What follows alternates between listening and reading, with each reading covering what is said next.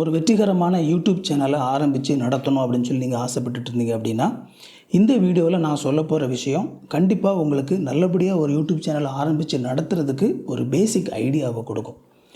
3 rings, அதாவது ஒரு 3 ring அப்படிங்கிற ஒரு அனாலஜியை பயன்படுத்தி இந்த வீடியோவில் நீங்கள் எப்படி ஒரு வெற்றிகரமான யூடியூப் சேனலை ஆரம்பிக்கலாம், நடத்தலாம் அப்படிங்கிறத பார்க்க போகிறோம். வீடியோவில் உள்ளே நான் விஷுவல் போடுவேன். So you will understand. இந்த வீடியோவில் நம்ம பேச போகிற விஷயங்கள் எல்லாமே சக்ஸஸ்ஃபுல்லாக அந்த யூடியூப் சேனலை நீங்கள் கொண்டு போகிறதுக்கு உங்களுக்கு ரொம்ப பயனுள்ளதாக இருக்கும் அப்படின்னு சொல்லி நம்புகிறேன். ஐத்தமிழ் டெக் சேனலுக்கு உங்களை வரவேற்கிறேன். இது வரைக்கும் சேனலை சப்ஸ்கிரைப் பண்ணல அப்படின்னா சேனலை சப்ஸ்கிரைப் பண்ணிக்கோங்க. வாங்க வீடியோக்குள்ளே போகலாம்.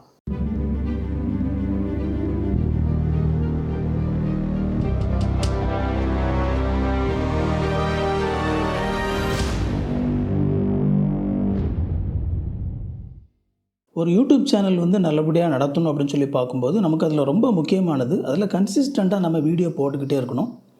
ரெண்டாவது, நம்ம வீடியோ போடும்போது அது மக்களுக்கும் யூஸ்ஃபுல்லாக இருக்கணும், மக்களும் அதை இன்ட்ரெஸ்ட்டோடு பார்க்கணும். ஒரு ஸ்டேஜுக்கு மேலே உங்களுக்கு அதிலேருந்து வருமானமும் வரணும்.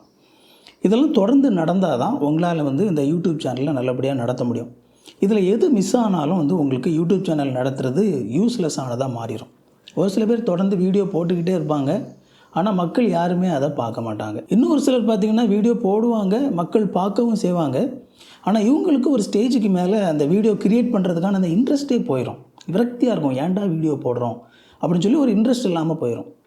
இன்னும் ஒரு சிலது பார்த்திங்க அப்படின்னா வீடியோ போடுவாங்க, எல்லாம் ஓடிட்டுருக்கோம், ஆனால் அவங்க ஒரு சில ஃபாலோ பண்ண வேண்டிய ஒரு சில ரூல்ஸை ஃபாலோ பண்ணாதனால அவங்களுக்கு ஒரு வேளை மானிட்டைசேஷனுக்குள்ளே போகாமல் இருக்கும். அப்படியே மானிட்டைசேஷனுக்குள்ளே போனாலும் அவங்களுக்கு வருமானம் வர்றதுக்கு பதிலாக அவங்க பண்ணியிருக்கிற ஒரு சில மிஸ்டேக்னால, அவங்க போட்டிருக்கிற வீடியோனால மற்றவங்களுக்கு வருமானம் போயிட்டுருக்கும். இந்த மாதிரியான சிக்கல்கள் எல்லாமே இருக்குது. இதை சரியான விதத்தில் நம்ம அட்ரஸ் பண்ணலை அப்படின்னா நாம் யூடியூப் சேனலை சக்ஸஸ்ஃபுல்லாக நடத்தவும் முடியாது. அப்படியே ஒருவேளை அதை சக்ஸஸ்ஃபுல்லாக நடத்தினாலும் அதனால் உங்களுக்கு எந்த ஒரு பயனும் இல்லாமல் இருக்கும். ஸோ இந்த மாதிரியான சிக்கல்கள் இருக்குது. இதை எல்லாமே நாம் அட்ரஸ் பண்ண போகிறோம். இப்போ முதலாவது இந்த 3 ரிங்கும் என்ன அப்படிங்கிறத சுருக்கமாக உங்களுக்கு சொல்லிடுறேன். அடுத்ததாக அந்த 3 ரிங்கில் நீங்கள் தனித்தனியாக அதில் கான்சன்ட்ரேட் பண்ணி ஒரு ரிங்கை மட்டும் கான்சன்ட்ரேட் பண்ணி வீடியோ போட்டிங்க அப்படின்னா அது என்ன மாதிரியான இஷ்யூஸை உண்டாக்கும் அப்படிங்கிறத பற்றி சொல்கிறேன். கடைசியாக அந்த 3 ரிங்கும் ஒன்றா சேர்ந்து நீங்கள் ஒரு வீடியோ போடும்போது எப்படி உங்களுடைய சேனல் ஒரு சக்ஸஸ்ஃபுல்லான சேனலாக இருக்கும் அப்படிங்கிறதையும் சொல்கிறேன். ஸோ முதலாவது நம்ம பார்க்குற ரிங் என்ன அப்படின்னா உங்களுடைய இன்ட்ரெஸ்ட். நீங்கள் எதை பற்றி வீடியோ போடணும் அப்படின்னு சொல்லி ஆசைப்படுறீங்க அப்படிங்கிற அந்த ரிங். ரெண்டாவது ரிங் பார்த்திங்க அப்படின்னா மக்களுடைய இன்ட்ரெஸ்ட். மக்கள் எந்த மாதிரியான வீடியோவை விரும்புகிறாங்க, அவங்க எந்த மாதிரியான வீடியோவை ஆசைப்படுறாங்க அப்படிங்கிற அடுத்த ரிங். மூணாவது ரிங் பார்த்திங்க அப்படின்னா யூடியூப் அப்படிங்கிற ரிங். யூடியூப்பில் எந்த மாதிரியான விஷயங்கள் வீடியோ போடணும் அப்படின்னு சொல்லி சொல்கிறாங்க அப்படிங்கிறது.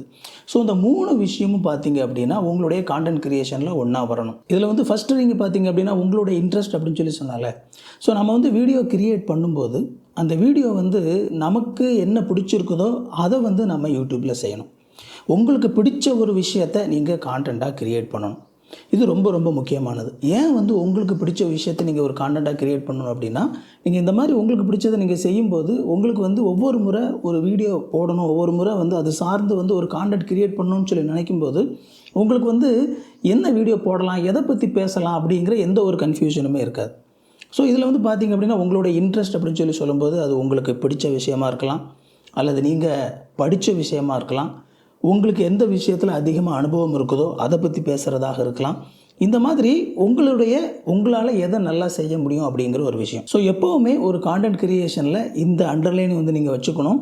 உங்களுக்கு பிடிச்ச, உங்களுக்கு தெரிஞ்ச, உங்களால் முடிஞ்ச ஒரு விஷயத்தை நீங்கள் யூடியூப்பில் கான்டென்ட்டாக க்ரியேட் பண்ணணும். பட் அதே நேரத்தில் அதில் ஒரு சிக்கல் இருக்குது. உங்களுக்கு ஒரு விஷயம் பிடிச்சிருக்குது அப்படிங்கிறதுக்காக கண்டிப்பாக அது மக்களுக்கும் பிடிக்கணும் அப்படிங்கிற அவசியம் இல்லை.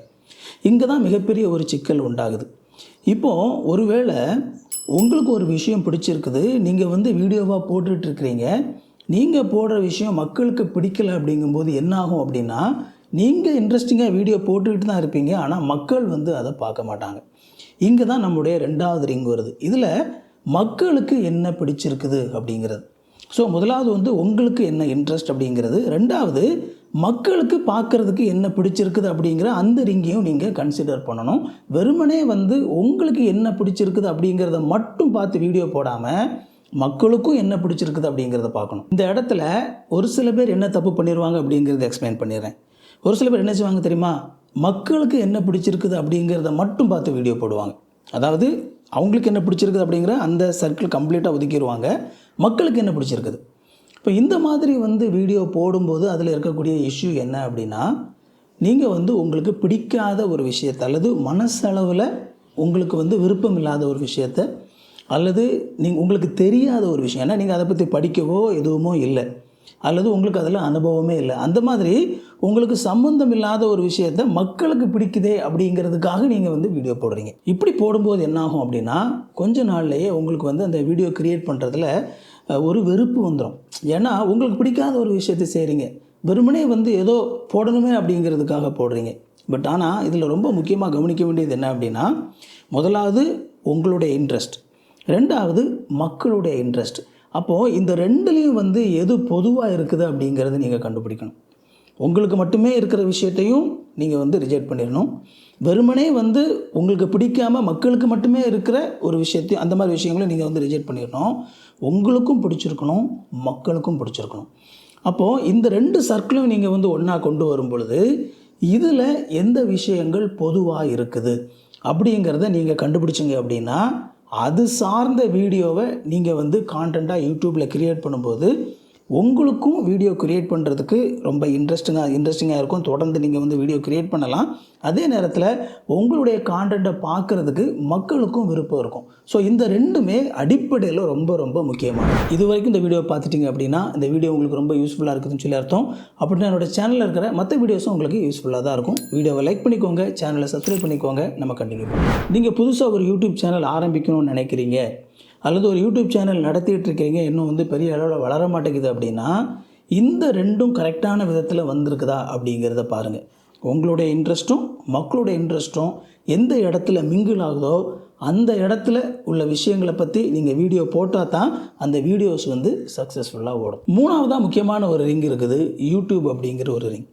நிறைய பேர் இது கன்சிடர் பண்ணுறதே கிடையாது. இதனால் அவங்களுடைய சேனல் ஃபெயிலியர் ஆகிடுது.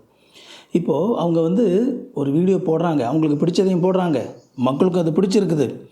ஆனால் அவங்க போடுற வீடியோவை யூடியூப்பில் ஒரு சில கைட்லைன்ஸ் கொடுத்துருக்காங்க இல்லையா, அந்த கைட்லைன்ஸ் அடிப்படையில் போடலை அப்படின்னா அவங்களுக்கு அவ்வளவு கஷ்டப்பட்டு வீடியோ போடுறதுனால எந்த ஒரு பிரயோஜனமும் கிடையாது. ஸோ பேசிக்கான ஒரு சில விஷயத்துலேருந்து ஆரம்பிக்கலாம். இதில் இந்த யூடியூபோடைய இன்ட்ரெஸ்ட் பற்றி நம்ம பேசலை, இதில் யூடியூபோடைய கைட்லைன்ஸ் பற்றி நம்ம பேசுகிறோம். ஒவ்வொரு வீடியோவும் எப்படி போடப்படணும், அந்த வீடியோவில் என்னென்ன விஷயங்கள் இருக்கணும், என்னென்ன விஷயங்கள் இருக்கக்கூடாது, மோஸ்ட்லி இருக்கக்கூடாது, எப்படி செய்யக்கூடாது அப்படிங்கிறது அது யூடியூப் சைட்லேருந்து கொடுக்குறாங்க.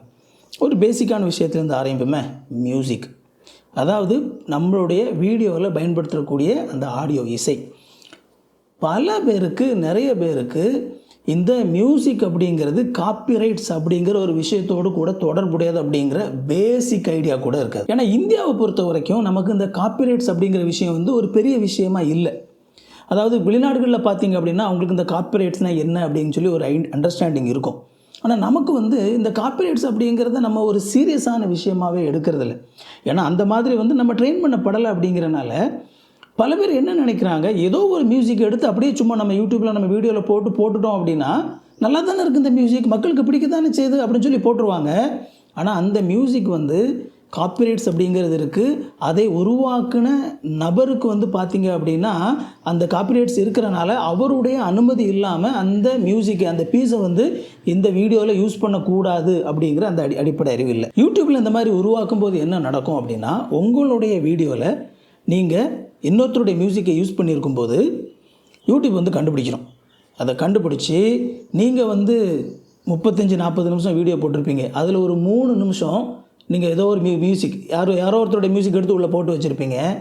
அந்த மியூசிக்கை யூடியூப் கண்டுபிடிச்சி, ஓகே இந்த மியூசிக் வேற ஒருத்தருடைய மியூசிக், அவங்களோட அனுமதி இல்லாமல் இங்கே பயன்படுத்தப்பட்டிருக்குது, அதனால் அந்த வீடியோவில் நீங்கள் சம்பாதிக்கிற எல்லா பணமும் அந்த மியூசிக் யாருக்கு சொந்தமாக இருக்குதோ அவருக்கு தான் போகும் அப்படின்னு சொல்லி ஒரு ரூல் இருக்குது. 30 நிமிஷம் வீடியோவில் நீங்கள் கொஞ்சம் நேரம் போட்டு அந்த காப்பிரைட்ஸ் வந்தாலும் அதில் உள்ள வருமானம் எல்லாம் அவருக்கு போகும். ஸோ இந்த இஷ்யூ பார்த்தீங்க அப்படின்னா இருக்குது, பல பேருக்கு இது தெரியறதில்ல. ஸோ இதுதான் அந்த கைட்லைன்ஸ் அப்படிங்கிறது. யூடியூப்பில் எதை செய்யணும் எதை செய்யக்கூடாது அப்படிங்கிற ஒரு சில விஷயங்கள் கைட்லைன்ஸ் கொடுத்துருக்காங்கல்ல, அந்த கைட்லைன்ஸையும் நீங்கள் ஃபாலோ பண்ணணும். இது ரொம்ப ரொம்ப முக்கியமானது. ஸோ அதில் பார்த்தீங்க அப்படின்னா நான் சொன்னது மியூசிக் அப்படிங்கிறது ஒரு லைட் சைடு, அதாவது ஒரு சிம்பிளான ஒரு விஷயம். அதே மாதிரி வந்து பார்த்திங்கன்னா யூடியூப்பில் நிறைய விஷயங்கள் இருக்குது. ரொம்ப முக்கியமாக வந்து சமூக தீமையை உண்டாக்கக்கூடிய அந்த மாதிரியான விஷயங்கள் வந்து நம்ம செய்யக்கூடாது யூடியூப் வீடியோவில். உதாரணத்துக்கு வந்து போதை அப்படிங்கிற விஷயத்தை வந்து என்கரேஜ் பண்ணக்கூடிய விஷயங்களை வந்து நம்ம என்ன செய்யக்கூடாது அப்படின்னா வீடியோஸில் காட்டக்கூடாது. சைல்டு லேபர் அந்த மாதிரியான விஷயங்களை வந்து நம்ம வீடியோவில் காட்டக்கூடாது. மொத்தத்தில் வந்து பார்த்திங்க அப்படின்னா சமுதாயத்திற்கு தீங்கான விஷயங்கள், சமுதாயத்திற்கு வந்து ஒருவேளை தப்பான மெசேஜை கொடுக்கக்கூடிய எந்த ஒரு விஷயமாக இருந்தாலும், அது சிம்பிளாக இருந்தாலும் வந்து யூடியூப்பில் அதை கண்டுபிடிச்சாங்க அப்படின்னா இமீடியட்டாக என்ன செஞ்சுருவாங்கன்னா அந்த வீடியோ வந்து அவங்க டிமானிட்டைஸ் பண்ணிடுவாங்க, அல்லது அந்த வீடியோ வந்து இல்லாமலே வந்து அந்த உங்களுடைய சேனல்லேருந்தே கூட ரிமூவ் பண்ணி விட்ருவாங்க. ஒரு சிலர் பார்த்திங்க அப்படின்னா யாரோ ஒருத்தர் கிரியேட் பண்ண வீடியோவை சும்மா அப்படியே எடுத்து தங்களுடைய சேனலில் போட்டு வச்சுருப்பாங்க. அந்தளவுக்கு ஒன்றுமே தெரியாத ஆட்கள் கூட யூடியூப் சேனல் ஆரம்பித்து பணம் சம்பாதிச்சிடலாம் அப்படின்னு சொல்லி ஆசைப்பட்டுக்கிட்டு இந்த மாதிரி பண்ணுறது.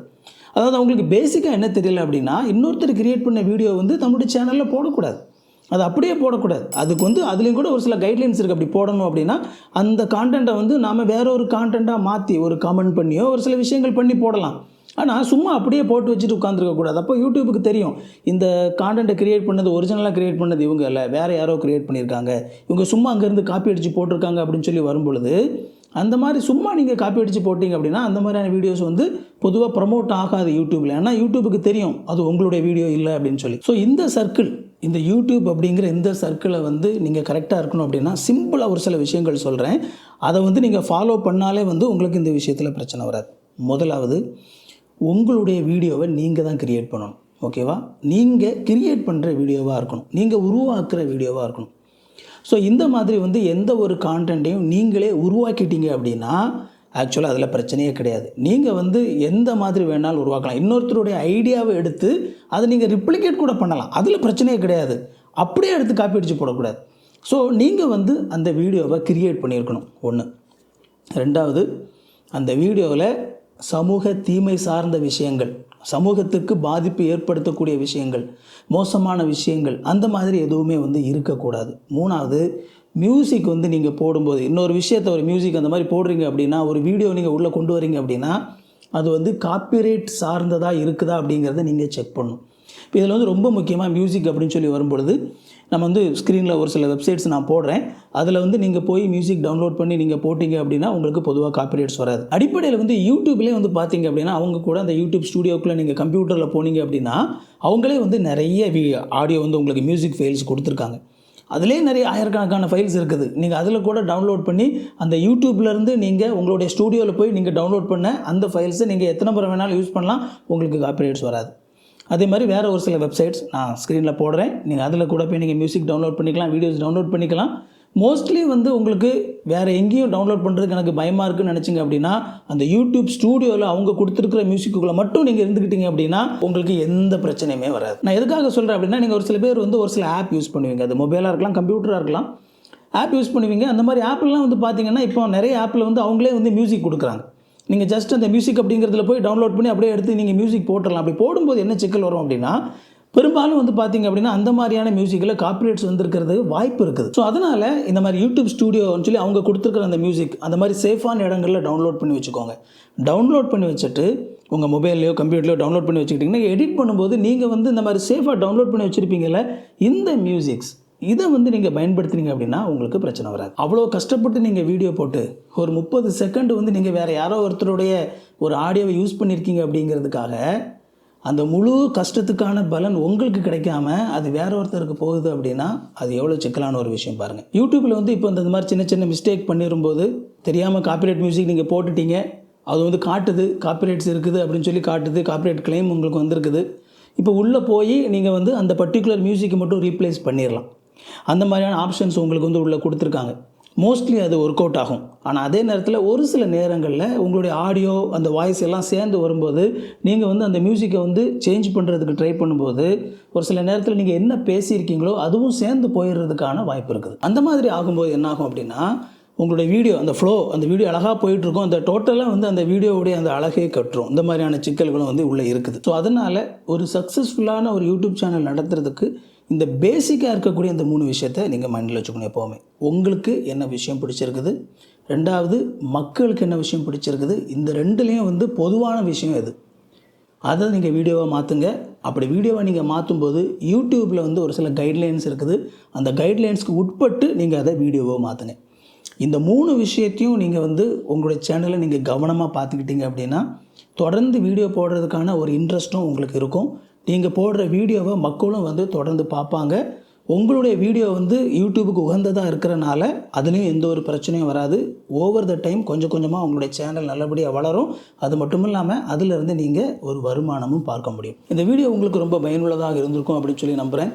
உங்கள் நண்பர்களோ உறவினர்களோ இந்த மாதிரி யூடியூப் சேனல் ஆரம்பித்து நடத்தணும்னு ஆசைப்படுறவங்களுக்கு இந்த வீடியோ பயனுள்ளதாக இருக்கும்னு நினச்சிங்க அப்படின்னா அவங்களுக்கு இந்த வீடியோவை ஷேர் பண்ணி விடுங்க. உங்களோட சந்தேகங்களை கமெண்ட்டில் கேளுங்க, நான் உங்களுக்கு பதில் சொல்கிறேன்.